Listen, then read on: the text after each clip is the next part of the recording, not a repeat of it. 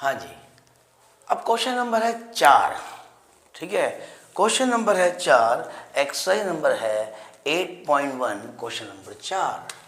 समझे जी, चारों करना। इसमें क्या कहता है, शो दैट, आपको बताना क्या है, diagonal of a square are equal. जो डायगोनल है वो इक्वल है एक स्क्वायर के, यानी आपको क्या बनाना पड़ेगा, यहाँ पर एक स्क्वायर बनाना पड़ेगा। ये लो जी, ठीक है जी।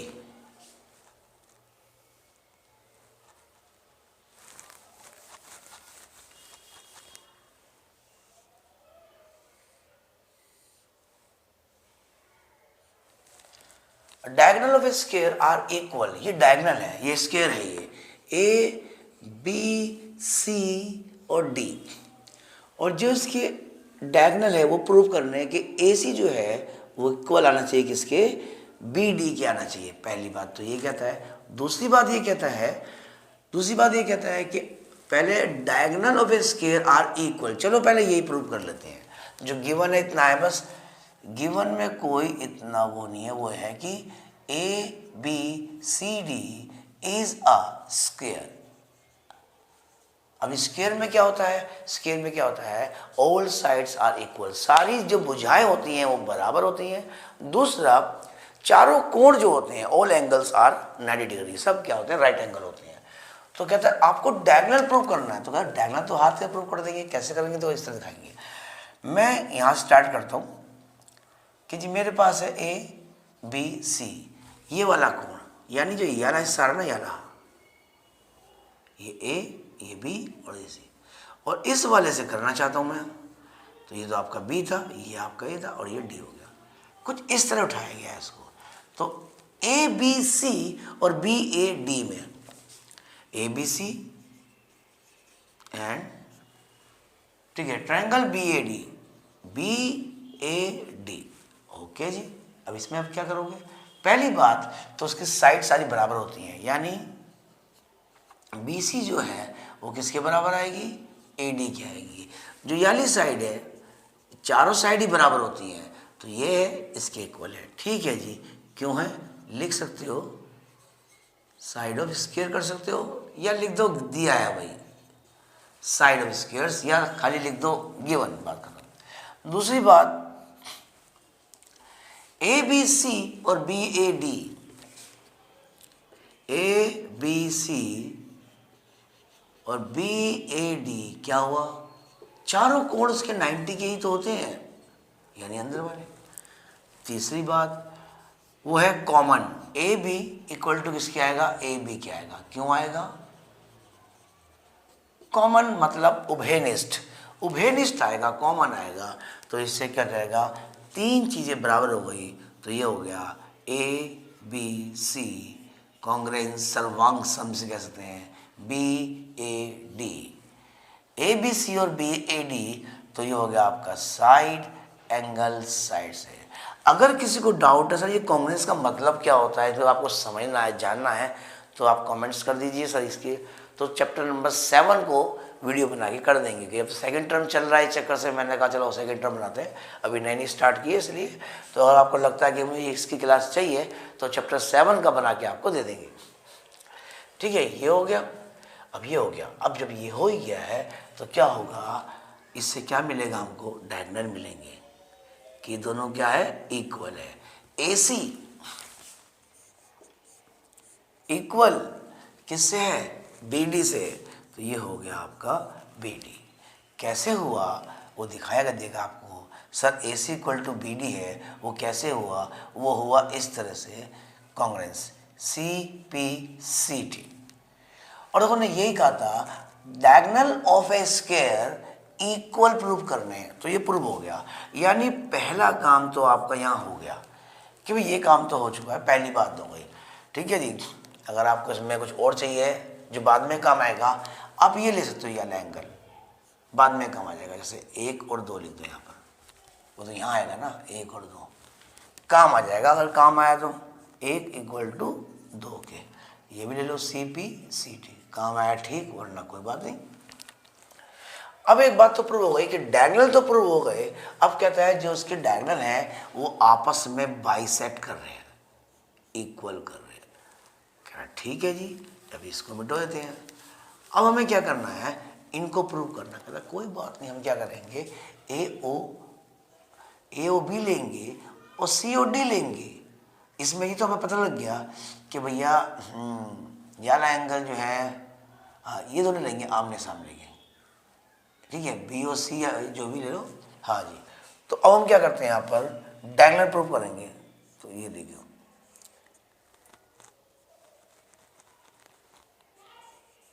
बी ओ सी, सर बी ओ सी यानी कुछ इस तरह से लेंगे हम, कुछ काम को इस तरह से करा जाएगा। तो ये क्या हो गया, ए, ये हो गया बी, ये हो गया सी और ये हो गया डी। अब मुझे प्रूव करना है ये इसके इक्वल है और ये इसके इक्वल प्रूव करना है, दिया नहीं है ये। तो पहले क्या आएगा हमारा बी ओ सी, फिर आएगा ए ओ डी, ठीक है। And triangle A O D में क्या प्रूव करोगे, सर पहली बात तो क्या है, ये क्या है, स्क्वायर है, तो ये तो इसके इक्वल आएगा ही आएगा, ठीक है जी। तो ये कर दो, बी सी इक्वल टू है ए डी, क्यों है, साइड ऑफ स्क्वायर, यानी हिंदी में अगर लिखना चाहें बच्चे को तो वर्ग की भुजा, साइड ऑफ स्क्वायर या वर्ग की भुजा, हिंदी में दोनों लिख देंगे, दोनों में काम आ जाएंगे, दोनों के ही ये काम आ जाते हैं इसलिए। अब देखिए, अब दूसरा क्या है, sir vertical opposite angle, vertical opposite angle कौन सा है, ये वाला, यानी एंगल 3 लिख दो, एंगल 4 लिख दो, इससे क्या होता है, इजी होता है। तो यहाँ लिख दीजिए, लिखना एंगल 3 और एंगल 4। अगर वहाँ लिखोगे तो ही यहाँ लिख सकते हो, क्यों लिखोगे, वर्टिकल अपोजिट एंगल, समझिए। अब तीसरा क्या है, सर तीसरा कुछ नहीं है, आपने 1 और 2 का इस्तेमाल किया था, यहाँ काम आ गया आपका वो, ठीक है। मैंने कहा था ना 1 बराबर 2 के है, तो ये भी कर सकते हो, पर कोशिश करो कि साइड एंगल साइड एंगल आना चाहिए। तो यहाँ थोड़ा मैंने गड़बड़ कर दी है, तो ये काम करते हैं, बी सी है ना, ये जो बी सी की लाइन है, B C equal to A D पे कर दो। कुछ टीचर बोलते हैं कि भाई ऐसे लिखो, हालांकि मुझे इससे फर्क नहीं पड़ता कैसे लिखो, पता नहीं क्यों बोलते हैं। दे लो जी, अब एंगल साइड एंगल आ जाएगा। अब आपको क्या चाहिए, अब आपको चाहिए एंगल कौन सा, 3 इक्वल टू 4 के है वो आ गया।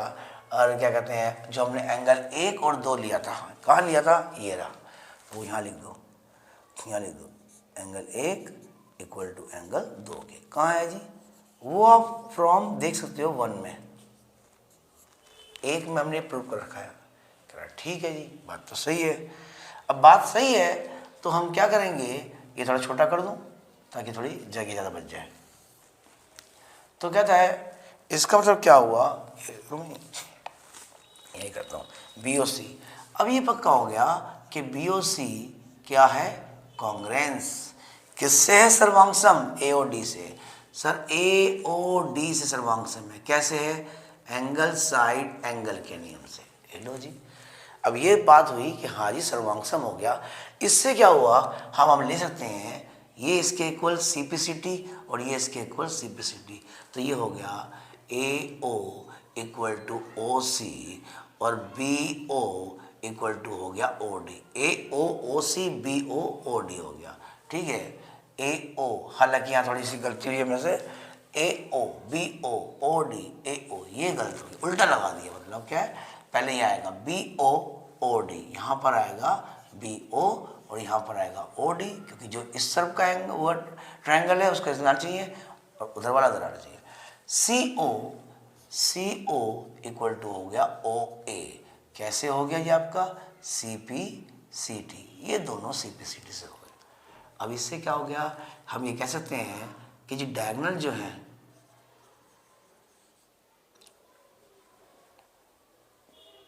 चलो ये बाद में लिख देंगे जब 90 प्रूव कर देंगे। ये आ गया जी, चलो जी एक काम ये भी हो गया, इसका नंबर भी डाल दो। यहाँ पर क्या था, 1 था, यहाँ 2 डाल दो। चलो जी, अब ये क्या हो गया, डायगोनल प्रूव हो गया, बाइसेक्ट प्रूव हो गया। अब रह गया वो 90 पे काटेंगे नहीं काटेंगे। 90 पे काटने के लिए अब कुछ नहीं करना होगा, सिर्फ ये हिस्सा लेना पड़ेगा आपको, ये वाला हिस्सा, और फिर वही काम करेंगे। जब तक ये इक्वल नहीं होंगे तो बात कैसे बनेगी, फिर एंगल लेंगे ए O B B O C के, A O B and B O C के।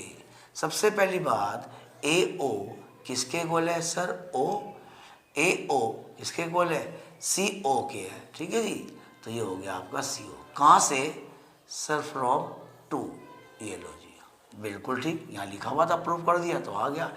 दूसरी बात क्या कहता है, ये इसके इक्वल हो गया, तो कहता है O B equal to O B, कहता ठीक है जी, O B equal to O B, क्यों हुआ सर, कॉमन यानी उभयनिष्ठ, चलो ये भी सही बात है। तीसरी बात अभी आता है A B equal to B C, यानी ये साइड इसके हो गई, ये इसके हो गई और ये कॉमन हो गया, ठीक है, तो हो तो गया। तो अभी क्या हो गया sir, A B equal to B C, कैसे बोलेंगे, साइड ऑफ स्केल, लो जी ये भी हो गया। तो ये तीसरा हो गया आपका A O B congruence angle B O C side side side के नियम से।